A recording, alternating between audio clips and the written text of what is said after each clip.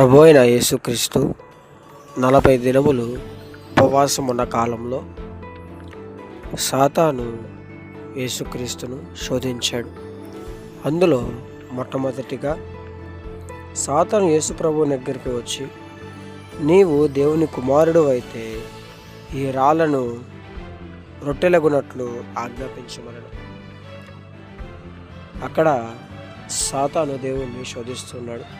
ఒకవేళ నీవు దేవుని కుమారుడు అయితే, నిజంగా దేవుడు యేసుక్రీస్తు వారు దేవుని కుమారుడే, కానీ సాతాను వచ్చి ఏమడుగుతున్నాడు, నీవు దేవుని కుమారుడు అయితే అని ప్రశ్న వేస్తున్నాడు మనకి దేవునికి. అందుకు దేవుడు అంటున్నాడు, మనుష్యుడు రొట్టె వలన మాత్రము కాదు కానీ దేవుని నోటి నుండి వచ్చు ప్రతి మాట వలన జీవించును అని. దేవుడు ఎందుకు ఈ మాట అన్నాడు? నిజంగా మనము రొట్టెలు లేకుండానే, అంటే ఆహారం లేకుండా దేవుని మాట వలన మనం జీవించగలమా అని చూస్తూ వస్తే, ఆదికాండంలో దేవుడు మనకు తెలుపుతూ ఉన్నాడు. మొట్టమొదట మానవుని సృజించినప్పుడు దేవుడు మట్టితో మానవుని నిర్మించాడు. ఆ తర్వాత ఆ మట్టి మరలా మట్టిలో కలిసిపోతుందని యోచించి తన యొక్క జీవాయువును, అనగా తన వాక్కును, అంటే తన యొక్క ఆత్మను మనకు ఇచ్చి ఉన్నాడు. అది ఇక్కడ చెప్తుంది దేవుడు కూడా, యేసు ప్రభు కూడా. మనుష్యుడు ఆహారం వలన కాదు కానీ దేవుని నోటి నుంచి వచ్చు మాట, అంటే దేవుని నోటి నుంచి వచ్చు జీవ ఆయువు, దాని నుంచి కూడా మనుష్యుడు బ్రతకగలడు అని చెప్పి చెప్తూ ఉన్నాడు.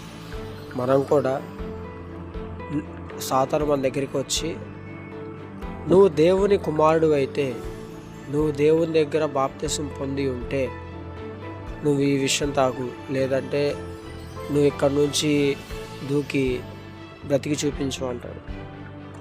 మనం అక్కడ జ్ఞాపకం చేసుకోవాలి. మనం అక్కడ ఎవరికి మనం ప్రూవ్ చేసుకోనక్కర్లా. ఎందుకంటే మన దేవుడు ఆల్రెడీ మరణాన్ని జయించి పరలోక రాజ్యాన్ని స్థిరపరిచినవాడు. అటువంటి దేవుని మనం నమ్మి ఉండగా మనము చనిపోటి నుంచి బతకటం, పాపాన్ని జయించటం ఆల్రెడీ దేవుడు చేశాడు, మనం చేయక్కర్లా. కాబట్టి మనము దేనికి తొందరపడకుండా సరైన నిర్ణయం తీసుకొని నడవాలి.